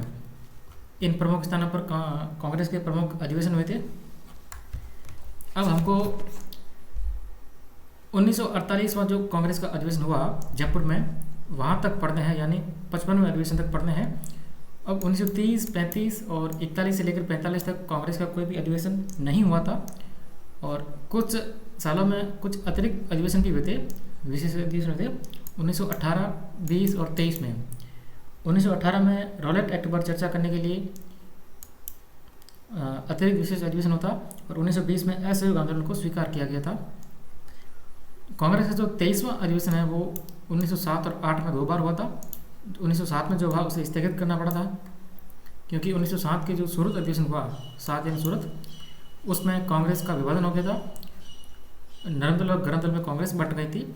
फिर उसके 9 साल बाद जो अधिवेशन हुआ था लखनऊ में, उस लखनऊ अधिवेशन में 1916 में लखनऊ समझौता हुआ और नरम दल और गरम दल दोनों एक हुए और कांग्रेस और मुस्लिम लीग के बीच भी समझौता हुआ।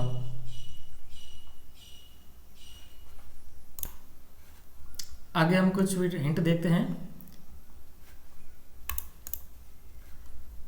कि ये पहला, दूसरा, तीसरा, चौथा 4 अधिवेशन, और फिर उसके आगे के 4 अधिवेशन बम्बई, कलकत्ता, मद्रास, इलाहाबाद, बम्बई, कलकत्ता, नागपुर, इलाहाबाद, बम्बई, कलकत्ता, मद्रास, इलाहाबाद, फिर अगले हुए बम्बई, कलकत्ता, नागपुर, इलाहाबाद, लगातार से। और अध्यक्ष की बात करें तो पहले हिंदू अध्यक्ष थे, फिर दूसरे में पारसी, फिर मुस्लिम, फिर ईसाई। यानी कि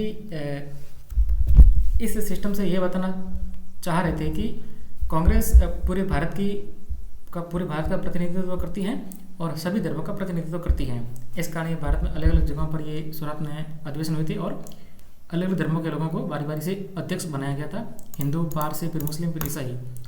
और अधिवेशन में पहले बम्बई, कलकत्ता, मद्रास, इलाहाबाद, फिर बम्बई से बम्बई, कलकत्ता से कलकत्ता, इलाहाबाद से इलाहाबाद, बम्बई, कलकत्ता, मद्रास, इलाहाबाद, बम्बई, कलकत्ता, नागपुर, इलाहाबाद, इस प्रकार से अधिवेशन हुए थे।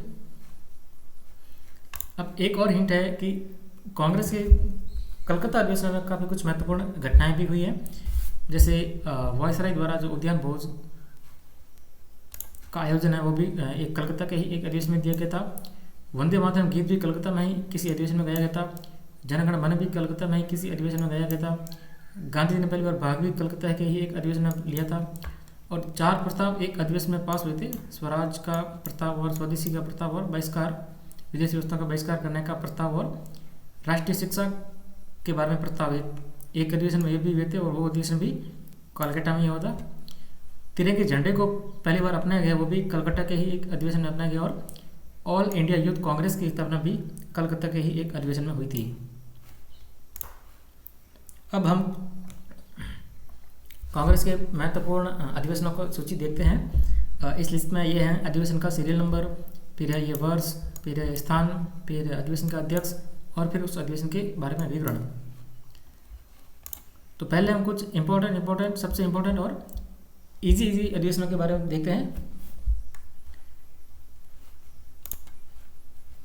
तो जो 1901 में कांग्रेस का कलकत्ता में अधिवेशन हुआ था, जिसमें गांधी जी ने पहली बार किसी अधिवेशन में भाग लिया था और दिनसा ई वाचा ने अध्यक्षता की थी।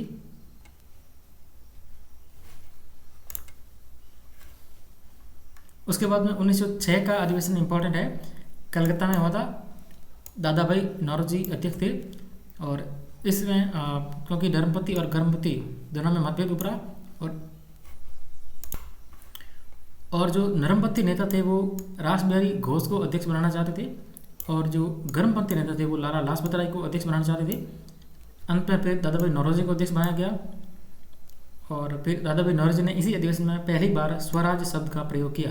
1906 के कलकत्ता अधिवेशन में पहली बार स्वराज शब्द का प्रयोग हुआ, दादा भाई नौरोजी ने किया था। फिर उसी साल 1907 में अगले साल सूरत अधिवेशन में कांग्रेस का विभाजन हो गया। रास बिहारी घोष ने फिर जो नरमपंथी नेता थे उनको अध्यक्ष बनाया गया था। कांग्रेस का पहला विभाजन सूरत में हुआ, सूरत विभाजन हुआ, नरम दल और गर्म दल बन गई थी और इस कारण से ये अधिवेशन फिर बीच में ही स्थगित कर दिया गया। फिर ये 23वां अधिवेशन था जो फिर 1908 में दोबारा से हुआ था। अब इस 1906 में कलकत्ता वाले अधिवेशन में 4 प्रस्ताव भी पास हुए थे, स्वराज का, स्वदेशी का और विदेशी वस्तुओं के बहिष्कार का और राष्ट्रीय शिक्षा का। ये 4 प्रस्ताव भी 1906 के कलकत्ता अधिवेशन में ही पारित हुए थे। उसके बाद में 1908 का अधिवेशन भी महत्वपूर्ण है, मद्रास में हुआ था। अब कांग्रेस के विभाजन के बाद में हुआ था। रास बिहारी घोष अध्यक्ष थे और कांग्रेस के संविधान का निर्माण इस अधिवेशन में हुआ था। कांग्रेस के बंटने के बाद पार्टी का संविधान हुआ, ये हिंट हो गया। और 1909 में लाहौर में हुआ था, मदन मोहन मालवीय अध्यक्ष थे और 1909 में जो मॉर्ले मिंटो रिफॉर्म एक्ट आया था उस पर विचार किया गया इस अधिवेशन में, जिसे भारतीय परिषद अधिनियम भी कहते हैं। अब तो मदन मोहन मालवीय ने अध्यक्षता की थी उस अधिवेशन में, मॉर्ले मिंटो रिफॉर्म एक्ट पर डिस्कशन करके किया गया था। तो मॉर्ले मिंटो मदन मोहन मालवीय, म से अक्सर से इसको याद रख सकते हैं। हम पहले अगला अधिवेशन इंपॉर्टेंट देख लेते हैं। 1916 का लखनऊ में अधिवेशन हुआ, इसमें क्योंकि इस टाइम लखनऊ समझौता हुआ था। नरम दल और गर्म दल दोनों फिर से दोबारा से एक हुए थे और इंडियन नेशनल कांग्रेस और मुस्लिम लीग के बीच भी समझौता हुआ। अंबिका चरण मजूमदार अध्यक्ष थे और इसी अधिवेशन में लोकमान्य तिलक ने नारा भी दिया था, स्वराज मेरा जन्मसिद्ध अधिकार है और मैं इसे लेकर रहूँगा। इसके बाद 1919 का अधिवेशन देखते हैं, अमृतसर में होता, मोतीलाल नेहरू की अध्यक्षता में। अब क्योंकि 1919 में ही जलियांवाला बाग हत्याकांड हुआ था, तो 1919 के अधिवेशन में जलियांवाला बाग हत्याकांड की निंदा की गई। और क्योंकि 1919 में ही खिलाफत आंदोलन प्रारंभ हुआ था, तो खिलाफत आंदोलन का भी समर्थन किया गया। मोतीलाल नेहरू की अध्यक्षता में ये अधिवेशन हुआ था। जलियांवाला बाग हत्याकांड अमृतसर में ही हुआ था, इसका नया अधिवेशन में फिर अमृतसर में ही आयोजित किया गया। फिर 1920 में रेगुलर अधिवेशन तो हुआ नागपुर में, लेकिन उससे पहले ही एक विशेष अधिवेशन बुलाया गया सितंबर 1920 में कलकत्ता में। लाला लाजपत राय अध्यक्ष थे और असहयोग आंदोलन का प्रस्ताव इसमें दिया गया।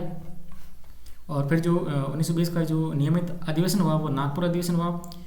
उसमें असहयोग आंदोलन की बागडोर गांधी जी को सौंपी गई और इसमें असहयोग आंदोलन का प्रस्ताव पारित किया गया था। CV राघवाचार्यार इसके अध्यक्ष थे और ये दिसंबर 1920 में आयोजित हुआ था।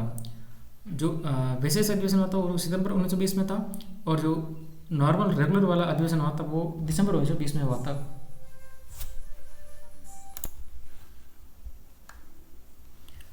उसके बाद 1924 का अधिवेशन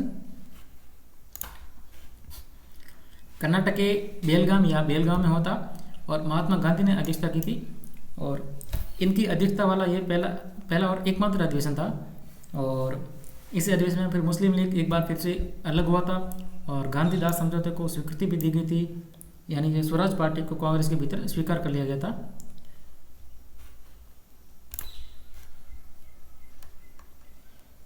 उसके बाद में जब 1928 में साइमन कमीशन आया था, तो उससे पहले वाले साल 1927 में दिसंबर में मद्रास में अधिवेशन हुआ था। मद्रास से M.A. अंसारी, तो M.A. अंसारी अध्यक्ष थे और साइमन कमीशन के विरोध का नारा पास हुआ था। साइमन गो बैक का नारा मतलब पारित हुआ था। और उससे अगले साल 1928 में क्योंकि नेहरू रिपोर्ट आई थी, तो मोतीलाल नेहरू इसके अध्यक्ष थे और कलकत्ता में यह अधिवेशन हुआ था। कांग्रेस के विदेश विभाग की स्थापना इस अधिवेशन में की गई थी और ऑल इंडिया यूथ कांग्रेस की स्थापना भी की गई थी और नेहरू रिपोर्ट का प्रस्ताव भी पारित किया गया था 1928 के ही अधिवेशन में। फिर दिसंबर 1929 में लाहौर में हुआ था अधिवेशन। पंडित जवाहरलाल नेहरू अध्यक्ष थे और उन्होंने पहली बार अध्यक्षता की थी। ये 1929 का लाहौर अधिवेशन है जिसमें पंडित जवाहरलाल नेहरू ने अध्यक्षता की थी और उन्होंने पहली बार अध्यक्षता की थी। अब इसमें इस अधिवेशन में 26 जनवरी 1930 को पहली बार स्वाधीनता दिवस मनाने का निर्णय कांग्रेस द्वारा लिया गया था। और क्योंकि वे स्वाधीनता दिवस मनाने का निर्णय हुआ था, तो पूर्ण स्वराज का लक्ष्य भी इसी अधिवेशन में तय किया गया था। और 19 दिसंबर को पूर्ण स्वराज का प्रस्ताव पारित हुआ था और 1929 के इस वर्ष के अंतिम दिन को नया अपनाया गया झंडा, तिरंगा झंडा भी फहराया गया था। नेहरू ने फहराया था और इंकलाब जिंदाबाद का नारा भी नेहरू ने दिया था। और इस अधिवेशन में गांधी जी को जो 1930 का सविनय अवज्ञा आंदोलन था उसको करने की अनुमति भी गांधी जी को मिली थी और डेमोक्रेटिक पार्टी का गठन भी इस अधिवेशन में हुआ था। फिर 1931 का अधिवेशन आता है, कराची में होता है और सरदार वल्लभ भाई पटेल इसकी अध्यक्षता करते हैं। क्योंकि कराची के सबसे ज़्यादा निकट राज्य भारत का है जो गुजराती है और गुजराती नेता ही वल्लभ भाई पटेल ने इसकी अध्यक्षता की थी, तो ऐसे इसको याद रख सकते हैं। अब 1931 में जो गांधी इरविन पैक्ट हुआ था उसको इस 1931 के ही अधिवेशन में कांग्रेस ने स्वीकार किया था और गांधी जी को सेकंड गोलमेज सम्मेलन के लिए कांग्रेस का प्रतिनिधि चुना गया था। और गांधी जी ने कहा था इसी अधिवेशन में कि गांधी मर सकते हैं परंतु गांधीवाद हमेशा जिंदा रहेगा। और एक और बात हुई थी, मौलिक अधिकारों की रक्षा की मांग भी कांग्रेस द्वारा कराची के इस अधिवेशन में की गई थी।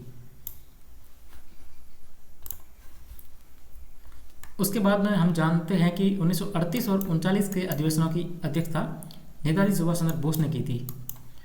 1938 का अधिवेशन गुजरात के हरिपुरा में हुआ था। नेशनल प्लानिंग कमेटी यानी राष्ट्रीय योजना समिति का गठन किया गया था और उस समिति के 15 मेंबर थे और चेयरमैन थे पंडित जवाहरलाल नेहरू। फिर अगले साल 1939 में एमपी के त्रिपुरी में हुआ था। नेताजी सुभाष चंद्र बोस भी अध्यक्ष थे और सुभाष चंद्र बोस कांग्रेस के पहले निर्वाचित अध्यक्ष हुए थे इस अधिवेशन में, क्योंकि गांधी जी ने पट्टाभी सीतारमैया को सुभाष चंद्र बोस के सामने उम्मीदवार खड़ा कर दिया था और पट्टाभी सीतारमैया को गांधी जी का समर्थन प्राप्त था, लेकिन फिर भी नेताजी सुभाष चंद्र बोस जीत गए थे।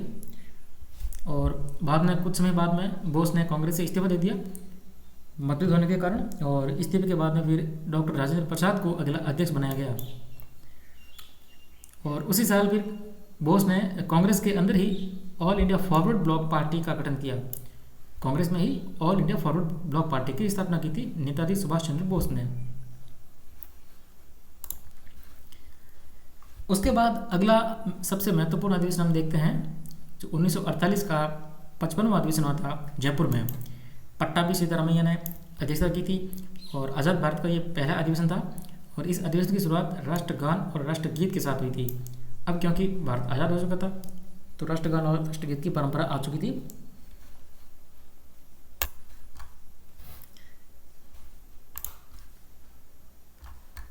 इसके बाद हम कांग्रेस के बाकी वाले महत्वपूर्ण अधिवेशन देखते हैं। कांग्रेस का पहला अधिवेशन कांग्रेस की स्थापना के समय ही 1885 में बम्बई में हुआ था। व्योमेश चंद्र बनर्जी अध्यक्ष थे और 72 प्रतिनिधियों ने भाग लिया था। इसमें सुरेंद्रनाथ बनर्जी ने भाग नहीं लिया था। अब एक बनर्जी तो अध्यक्ष थे और एक बनर्जी ने भाग ही नहीं लिया था। नमक कर का विरोध इस अधिवेशन में किया गया था और हिंदू पत्रिका में कांग्रेस की स्थापना के बारे में कुछ टाइम पहले ही यानी कि 5 दिसंबर 1885 को ही प्रकाशित कर दिया गया था। और इस अधिवेशन में कांग्रेस ने ब्रिटिश सरकार को 9 प्रस्ताव दिए थे। फिर अगला अधिवेशन कलकत्ता में होता 1886 में। दादा भाई नौरोजी इसके अध्यक्ष थे और जो कि प्रथम पारसी अध्यक्ष थे। इस दूसरे अधिवेशन में भी बनर्जी ने भाग नहीं लिया था, सुरेंद्रनाथ बनर्जी ने।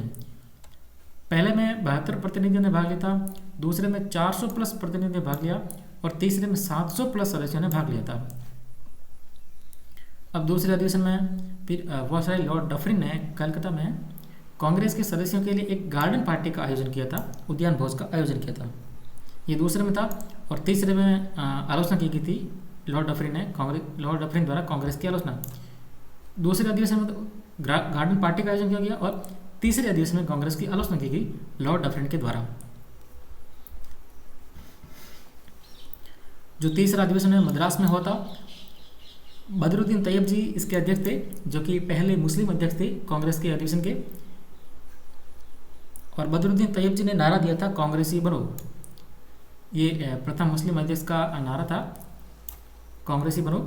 और पहली बार लॉर्ड डफरिन ने कांग्रेस की आलोचना की थी। फिर 1888 में इलाहाबाद के अंदर चौथा अधिवेशन हुआ। जॉर्ज यूल अध्यक्ष बने, जो पहले ब्रिटिश अध्यक्ष थे। और लाला लाजपत राय ने पहली बार इसमें भाग लिया था और उन्होंने हिंदी में भाषण दिया था, हिंदी में। और किसी भी अधिवेशन में दिया गया हिंदी में ये पहला भाषण था। फिर उससे अगला बम्बई में हुआ था। विलियम वेडरबर्न ने अध्यक्षता की थी और इस अधिवेशन में पहली बार महिलाओं ने भाग लिया था और मतदान करने की उम्र 21 वर्ष करने का प्रस्ताव पारित हुआ। फिर 1891 में एक अधिवेशन हुआ, 7वां अधिवेशन नागपुर में हुआ। पी आनंद चार्लो अध्यक्ष और दादा भाई नौरोजी ने कांग्रेस के पहले इंडियन नेशनल शब्द जोड़ा।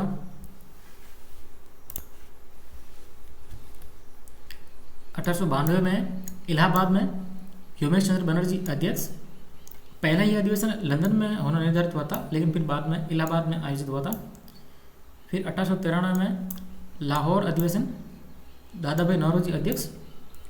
सिविल सेवा परीक्षाओं का आयोजन लंदन के साथ साथ भारत में करवाने की मांग इस अधिवेशन में की गई थी। और फिर 11वां अधिवेशन 1895 में पुणे में हुआ। सुरेंद्रनाथ बनर्जी ने अध्यक्षता की थी और Surendranath Banerjee Indian civil services परीक्षा पास करने वाले पहले भारतीय थे।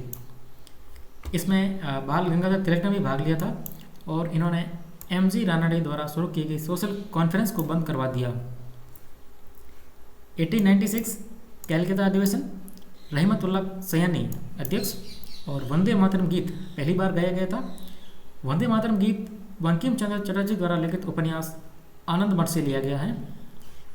फिर 1903 में मद्रास अधिवेशन लाल मोहन घोष ने अध्यक्षता की थी। 1905 में कांग्रेस का बनारस अधिवेशन हुआ, गोपाल कृष्ण गोखले ने अध्यक्षता की थी और गोपाल कृष्ण गोखले को विपक्ष का नेता यानी लीडर ऑफ अपोजिशन की उपाधि दी गई क्योंकि सरकार अंग्रेजों की थी। और लाला लाजपत राय ने सत्याग्रह को अपनाने का सुझाव दिया था। बंगाल के विभाजन का इसमें विरोध किया गया था, यानी जो बंग विरोधी आंदोलन यानी स्वदेशी आंदोलन को अपनाया गया था 1905 के अधिवेशन में। और 1905 में ही गोपाल कृष्ण गोखले ने भारत सेवक समाज यानी सर्वेंट्स ऑफ इंडिया सोसाइटी की स्थापना बॉम्बे में की थी। फिर 1911 का अधिवेशन कलकत्ता में हुआ था, बीसन नारायण धर ने अध्यक्षता की थी। इस अधिवेशन में पहली बार जन गण मन गाया गया। ये भी कलकत्ता के ही एक अधिवेशन में गाया गया था जो रविंद्रनाथ टैगोर ने लिखा है। जन गण मन जो राष्ट्रगान है वो रविंद्रनाथ टैगोर ने रचा है।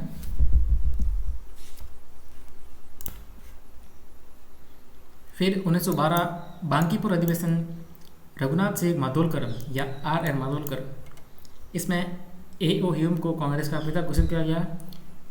1915 बम्बई अधिवेशन एस.पी. सिन्हा अध्यक्ष, लॉर्ड वेलिंगटन ने भाग लिया था। 1917 कैलकाता अधिवेशन एनी बेसेंट अध्यक्ष थी, जो पहली महिला अध्यक्ष थी किसी भी कांग्रेस अधिवेशन की। पहली बार तिरंगे झंडे को अपनाया गया इस कैलकाता के अधिवेशन में। 1918 दिल्ली में मदन मोहन मालवीय द्वारा अध्यक्षता हिंदी भाषण के उपयोग पर जोर दिया गया था, बल दिया गया था। फिर 1918 में ही रॉलेट एक्ट पर चर्चा करने के लिए एक अतिरिक्त विशेष अधिवेशन बुलाया गया। बम्बई में अधिवेशन आयोजित हुआ, सैयद हसन इमाम अध्यक्ष थे।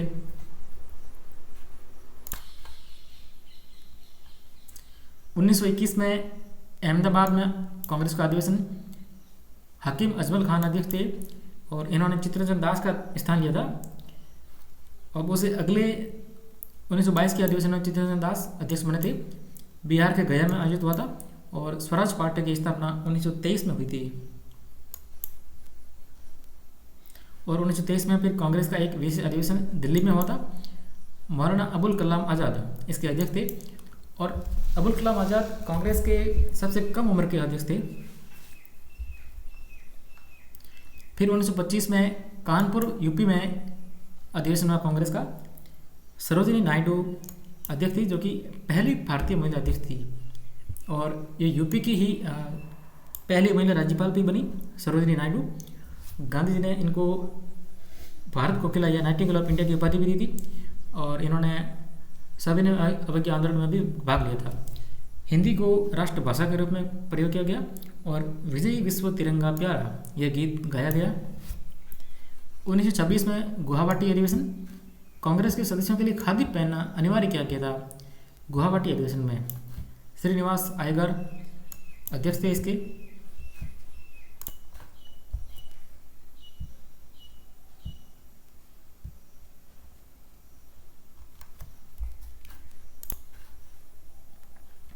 उसके बाद हम देखते हैं 1933 का कांग्रेस का कलकत्ता अधिवेशन। श्रीमती नेल्ली सेनगुप्ता अध्यक्ष थी, जो कि भारतीय मूल की पहली विदेशी महिला अध्यक्ष थी। अब गांधी जी ने 1932 में हरिजन सेवक संघ की स्थापना की थी और 1933 में हरिजन पत्रिका की शुरुआत की थी। 1934 में कांग्रेस का बम्बई अधिवेशन हुआ और कांग्रेस समाजवादी पार्टी की स्थापना हुई। कांग्रेस सोशलिस्ट पार्टी की स्थापना, डॉक्टर राजेंद्र प्रसाद अध्यक्ष थे इसके अधिवेशन के। फिर 1936 में लखनऊ में अधिवेशन हुआ, पंडित जवाहरलाल नेहरू अध्यक्ष थे। इसमें समाजवाद को राष्ट्रीय आंदोलन का लक्ष्य निर्धारित किया गया और नेहरू का नारा था कि हाँ, मैं समाजवादी हूँ और मेरा लक्ष्य समाजवाद है। तो यहाँ पर हिंट के तौर पर अब क्योंकि समाजवादी पार्टी यूपी में है तो यूपी के ही राजधानी लखनऊ में है, ये अधिवेशन में समाजवाद को राष्ट्रीय आंदोलन का लक्ष्य निर्धारित किया गया। फिर महाराष्ट्र के फैजपुर में 1937 का जो अधिवेशन हुआ वो पहली बार कांग्रेस का अधिवेशन एक गांव में आयोजित हुआ था। फैजपुर में एक गांव में आयोजित हुआ था। पंडित जवाहरलाल नेहरू ने अगेन इसकी अध्यक्षता की थी।